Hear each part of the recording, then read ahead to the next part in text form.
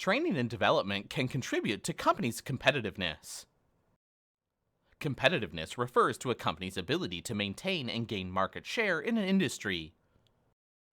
Companies are experiencing great change due to new technologies, rapid development of knowledge, globalization of business, and development of e-commerce. Also, companies have to take steps to attract, retain, and motivate their workforces.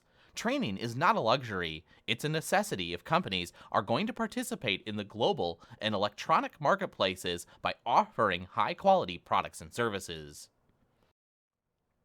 Training prepares employees to use new technologies, function in new work systems such as virtual teams, and communicate and cooperate with peers or customers who may be from different cultural backgrounds. Human resource management refers to the policies, practices, and systems that influence employee behaviors, attitudes, and performance. Human resource practices play a key role in attracting, motivating, rewarding, and retaining employees. Other human resource management practices include recruiting employees, selecting employees, designing work, compensating employees, and developing good labor and employee relations. Human resource management is one of several important functions in most companies. Other functional areas include accounting and finance, production and operation, research and development, and marketing. Keep in mind, though, human resource management practices, such as training, can help companies gain a competitive advantage. The company needs to produce a product or service that the customer values. The overall goal of training and development is learning. Learning refers to employees acquiring knowledge, skills, competencies, attitudes, or behaviors. But the focus of training and development is not just on employees learning for its own sake. Today, merely offering training programs is not enough to get support and funding from executives and to establish the credibility of the training and development function to managers and employees. Learning needs to demonstrate how it contributes to the company's competitive advantage through improving employee performance, supporting the business strategy, such as growing the business, and contributing positively to business outcomes such as quality, productivity, development of new products, and retaining key employees. From a company's perspective, what employees learn contributes to the development of intangible assets such as human capital. Human capital refers to knowledge, knowing what, advanced skills, knowing how, systems understanding and creativity, knowing why, and motivation to deliver higher quality products and services, caring about the why. Human capital may be more valuable than physical capital like equipment or technology, or financial capital such as money, assets, or cash, for providing a company with an advantage over its competitors, because it's difficult to imitate or purchase and it's unique to the organization. Training refers to a planned effort by a company to facilitate learning of on-the-job related competencies, knowledge, skills, and behaviors by employees. The goal of training is for employees to master the knowledge, skills, and behaviors emphasized in training and apply them to their day-to-day activities. Traditionally, companies have relied on formal training through a course, program, or event to teach employees the knowledge, skills, and behaviors they need to successfully perform their job. Development is similar to training, except for it tends to be more future-focused. Development refers to training as well as formal education, job experiences, relationship and assessments of personality, skills, and abilities that help employees prepare for future jobs or positions. Formal training and development refers to training and development programs, courses, and events that are developed and organized by the company. Typically, employees are required to attend or complete these programs, which can include face-to-face training programs, such as instructor-led courses, as well as online programs. Informal learning is also important for facilitating the development of human capital. Informal learning refers to learning that is learner-initiated, involves action and doing, and is motivated by an intent to develop, and does not occur in a formal learning setting. Informal learning occurs without a trainer or instructor, and its breadth, depth, and timing is controlled by the employee. It occurs on an as-needed basis and may involve an employee learning either alone or through face-to-face or technology-aided social interactions. One reason why informal learning may be especially important is that it may lead to the effective development of tactic knowledge, which can be contrasted with explicit knowledge. Explicit knowledge refers to knowledge that's well documented, easily articulated, and easily transferred from person to person. Examples of explicit knowledge include processes, checklists, flowcharts, formulas, and definitions. Explicit knowledge tends to be the primary focus of formal training in employee development. Tactic knowledge refers to personal knowledge based on individual experiences that can be difficult to codify. The characteristics of formal training and development programs, such as the relatively short duration of classroom or online training and limited opportunities for practice, may limit the extent to which tactic knowledge can be required. Thus, informal learning is central to the development of tactic knowledge because it involves employees' interaction in personal relationships with peers, colleagues, and experts through which tactic knowledge is shared. Formal training and development are still needed to prepare employees for their jobs and to help them advance to future positions. Knowledge management refers to the process of enhancing company performance by designing and implementing tools, processes, systems, structures, and cultures to improve the creation, sharing, and use of knowledge.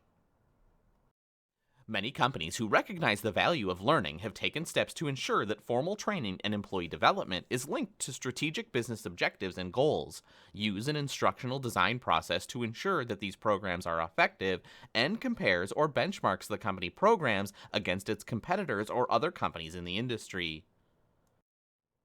This discussion is not meant to underestimate the importance of traditional training, a focus on the acquisition of knowledge, skills, and abilities, but it should alert you, for many companies, training is evolving from a focus on skills to an emphasis on continuous learning and creating and sharing knowledge. The training design process refers to a systematic approach for developing training programs. This figure represents the 7 steps in the process. Step 1 is a needs assessment, which is necessary to identify whether training is needed. Step 2 is to ensure that employees have the motivation and basic skills necessary to master the training content. Step 3 is to create a learning environment that has the features necessary for learning to occur.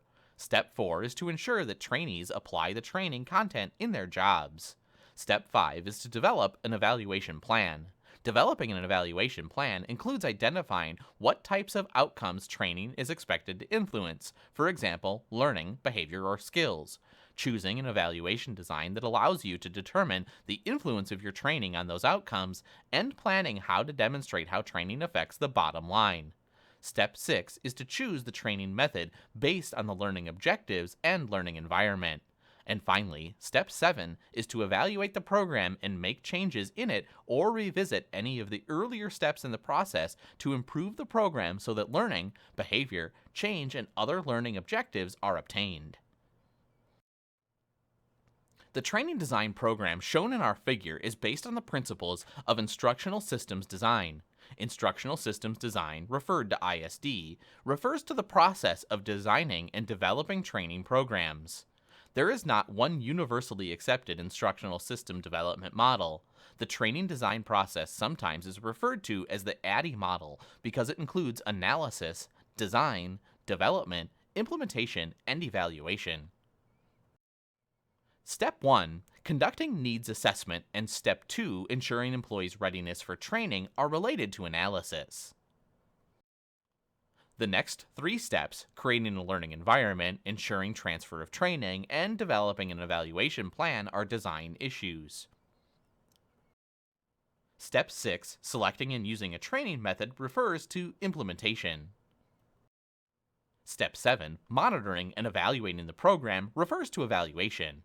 Regardless of the specific ISD approach used, all share the following assumptions.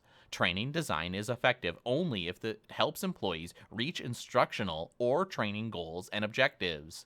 Measurable learning objectives should be identified before the training program begins. An evaluation plays an important role in planning and choosing a training method, monitoring the program, and suggesting changes to the training design process. Some training professionals argue that ISD model is flawed for several reasons. First, in organizations, the training design process rarely follows a neat, orderly, step-by-step approach to activities. Second, in trying to standardize their own ISD method used in training functions, some organizations require trainers to provide detailed documents of each activity found in the model. Third, the ISD implies an endpoint evaluation. Fourth, many companies claim to use instructional design approach but dilute its application. Despite these criticisms, use of the ISD process is the best way to help ensure the effectiveness of training and development. The training design process should be systematic yet flexible enough to adapt to business needs. Different steps may be completed simultaneously. To survive, organizations must address these forces, with training playing an important role. Globalization of business, demographic changes, new technologies, and economic changes are several of the forces that influence all aspects of our lives: how we purchase products and services, how we learn, how we communicate with each other, and what we value in our lives and on the job. These forces are affecting individuals, communities, businesses, and society. The following forces influence work and learning. Factors include economic cycles, globalization, increased value placed on intangible assets, a focus on a link to business strategy, and changing demographics and diversity. They also include talent management, customer service and quality emphasis, new technology, and high-performance work systems. It is important to recognize that regardless of the current economic cycle, training has been shown to positively contribute to a company's performance. Every business must be prepared to deal with the global economy. Global business expansion has made it easier by technology.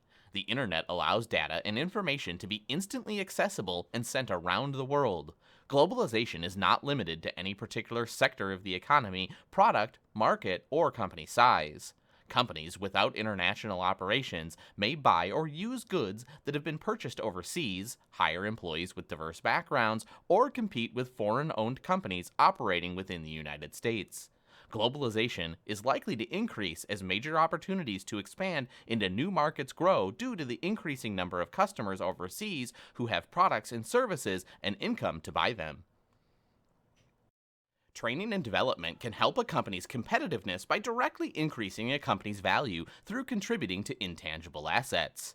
A company's value includes three types of assets that are critical for the company to produce goods and services: financial assets like cash and securities, physical assets like property, plant, and equipment, and intangible assets. Human capital refers to the sum of the attributes, life experiences, knowledge, inventiveness, energy, and enthusiasm that the company's employees invest in their work. Intellectual capital refers to the codified knowledge that exists in a company. Social capital refers to the relationships in a company.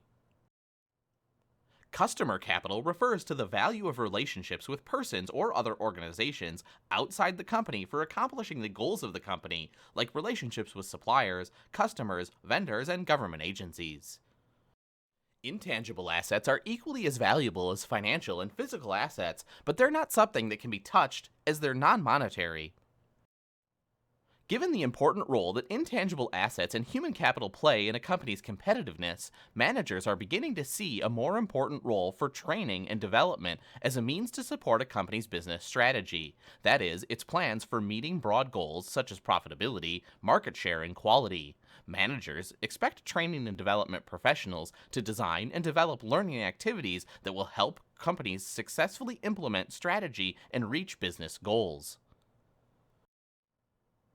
In the United States Bureau of Labor Statistics, an agency of the Department of Labor, they track the composition of the U.S. labor force and forecast trends. Population is the single most important factor in determining the size and composition of the labor force, which is comprised of people who are either working or looking for work. The civilian labor force is projected to increase by 18 million between 2012 and 2022, reaching 163 million by 2022. The workforce will be older and more culturally diverse than at any other time in the past 40 years. 5 generations are represented in the workforce, each one with unique and similar characteristics to others. Talent management refers to the systematic, planned, and strategic effort by a company to use bundles of human resource management practices, including acquiring and assessing employees, learning and development, performance management, and compensation to attract, develop, and motivate highly skilled employees and managers. Talent management is becoming increasingly more important because of changes in the demand for certain occupations and jobs, skill requirements, and anticipated retirement of baby boomer generation, and the need to develop managerial talent and skills for the next generation of company leaders. Also, results of a survey suggest that opportunities for career growth, learning and development, and performance of exciting and challenging work are some of the most important factors in determining employees, especially millennials, engagement and commitment to their employer. A company's customers judge its quality and performance. As a result, customer excellence requires attention and product and service features, as well as to interactions with customers. Customer-driven excellence includes understanding what the customer wants, anticipating future needs, reducing defects and errors, meeting specifications, and reducing complaints. How the company recovers from defects and errors is also important for retaining and attracting customers. To compete in today's economy, whether on a local or global level, companies need to provide a quality product or service. If companies do not adhere to quality standards, their ability to sell a product or service to vendors, suppliers, or customers will be restricted. Some countries even have quality standards that companies must meet to conduct business there. Total Quality Management, known as TQM, is a company-wide effort to continuously improve the ways people work, machines, and systems accomplish work. Technology has reshaped the way we play, communicate, plan our lives, and work. Many companies' business model includes e-commerce, which allows customers to purchase products and services online. The internet is a global collection of computer networks that allows users to exchange data and information. Through technology, the information needed to improve customer service and product quality becomes more accessible to employees. This means that employees are expected to take more responsibility for satisfying the customer and determining how they perform their job. One of the most popular methods for increasing employee responsibility and control is work teams. Work teams involve employees with various skills who interact to assemble a product or provide a service. Work teams may assume many of the activities usually reserved for managers, including selecting new team members, scheduling work, and coordinating activities with customers and other work units. To give teams maximum flexibility, cross-training of team members occurs. Cross-training refers to training employees in a wide range of skills so they can fill any of the roles needed to perform on the team. Training can play a critical role in helping companies gain a competitive advantage and successfully deal with competitive challenges. Before you can learn how training can be used to help companies meet their business objectives, and before you understand training design, training methods, and other topics covered in this series, you need to become more familiar with the amount and type of training that occurs in the United States. Also, you must understand what trainers do. Knowledge workers are employees that contribute to a company not through manual labor, but through what they know, perhaps about customers or a specialized body of knowledge. Employees cannot simply be ordered to perform tasks. They must share knowledge and collaborate on solutions. Knowledge workers contribute specialized knowledge that their managers may not have, such as information about customers, and managers depend on those knowledge workers to share that information. Knowledge workers have many job opportunities. If they choose, they can leave a company and take their knowledge to a competitor. Knowledge workers are in demand because of the growth of jobs requiring them. Employee engagement refers to the degree to which employees are fully involved in their work and the strength of their commitment to their job and organization. Employees who are engaged in their work and committed to their companies give those companies a competitive advantage, including higher productivity, better customer service, and lower turnover. Perhaps the best way to understand engagement is to consider how companies measure employee engagement. Companies measure employee engagement levels with attitude or opinion surveys. Although the types of questions asked on these surveys vary from company to company, research suggests that the questions generally measure themes such as pride in the company, satisfaction with the job, prospects for future growth with the company, and opportunity to perform challenging work. Engagement survey results show that only 30% of U.S. employees are engaged in their work, 52% are not engaged, and 18% are actively disengaged. Actively disengaged employees cost the United States billions of dollars a year in lost productivity. Talent management refers to the systematic, planned, and strategic effort by a company to use bundles of human resource management practices, including acquiring and assessing employees, learning and development, performance management, and compensation to attract, retain, develop, and motivate highly skilled employees and managers. Talent management is becoming increasingly more important because of changes in the demand for certain occupations and jobs, skill requirements, and the need to develop managerial talent and the skills of the next generation of company leaders. Also, the results of the survey suggest that opportunities for career growth, learning and development, and the performance of exciting and challenging work are some of the most important factors in determining employees, especially millennials' engagement and commitment to their current employer. Advances in sophisticated technology, along with reduced costs for the technology, are changing the delivery of training, making training more realistic and giving employees the opportunity to choose where and when they'll work. New technologies allow training to occur at any time and place. In general, social networking facilitates communications, decentralized decision-making, and collaboration. Social networking can be useful for busy employees to share knowledge and ideas with their peers and managers with whom they may not have much time to interact with in person on a daily basis. Employees, especially young workers from the millennial or Gen Y generations, have learned to use social networking tools such as Facebook throughout their lives and see them as valuable tools for both their work and life. Despite its potential advantages, many companies are uncertain as to whether they should embrace social networking. They fear, perhaps correctly, that social networking will result in employees wasting time or offending or harassing their coworkers. But other companies believe that the benefits of using social networking for human resource practices and allowing employees to access social networks at work outweigh the risks. They trust employees to use social networking productively and proactively in developing policies about personal use and training employees about privacy settings and social network etiquette. They realize that employees will likely check their Twitter, Facebook, or LinkedIn accounts, but they ignore it unless productivity is decreasing. In some ways, social networking has become the electronic substitute for daydreaming at one's desk or walking to the break room to socialize with coworkers.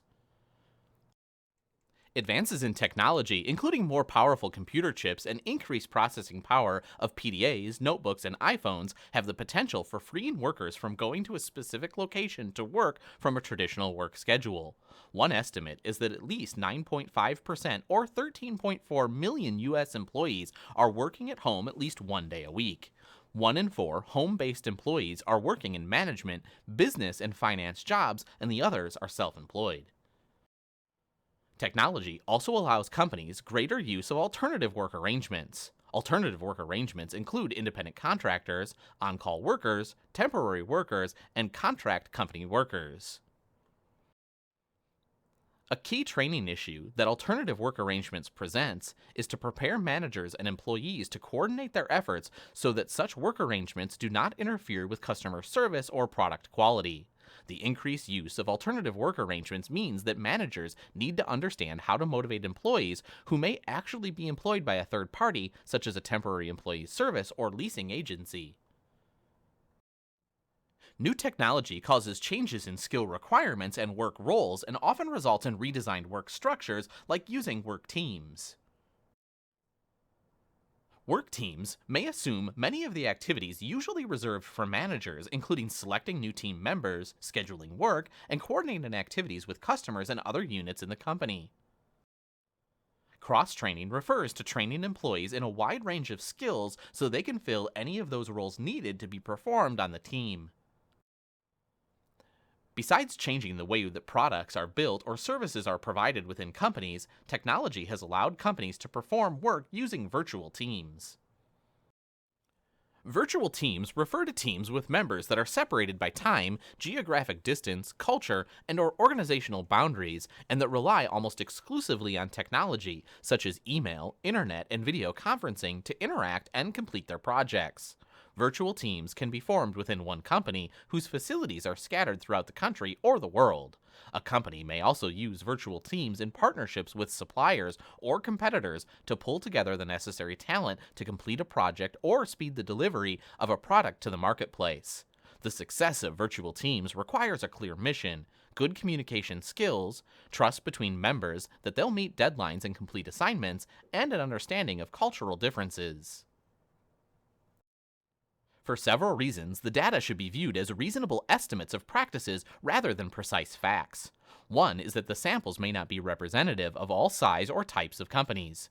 For example, the training survey was conducted by a research firm that emailed invitations to subscribers to participate in an online survey.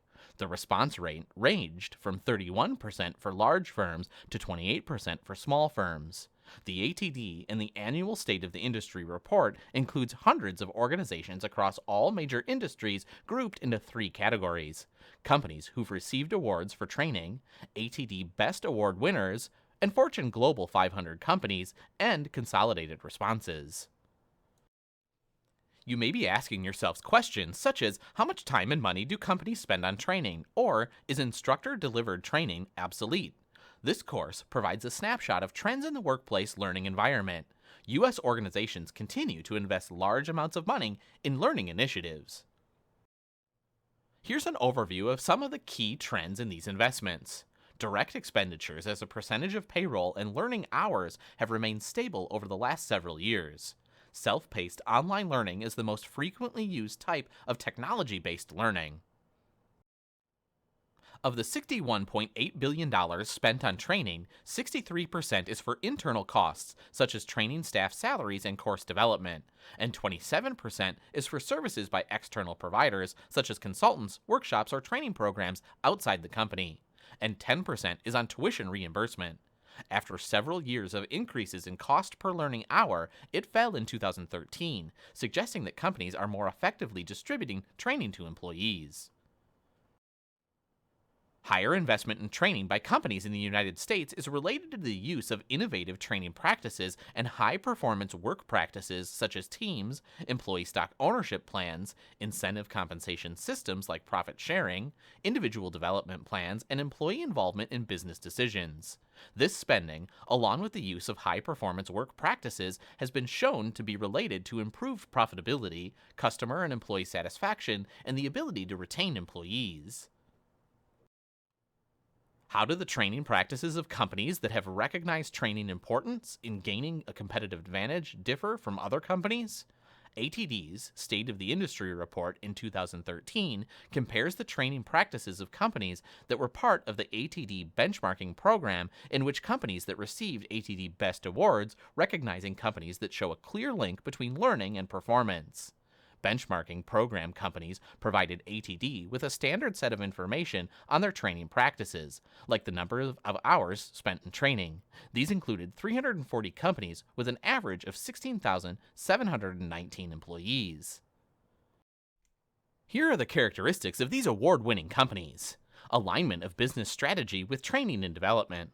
Learning is valued as part of the culture and supported by executive leaders and top managers. Effectiveness and efficiency of learning is measured. Investment in training and development. Different learning opportunities are provided to all employees and have access to them. Measurement of effectiveness and efficiency of training and development activities, and non-training solutions for performance improvement are used, including organizational development and process improvement. Companies that share these characteristics were able to more effectively deliver training than benchmark firms. Each job has specific roles or functions. Although training professionals spend most of their time designing learning through instructional design, delivering training, managing learning programs, identifying, selecting, and using learning technologies, and coaching, working one-on-one with employees to help them develop, they do spend time in other areas as well.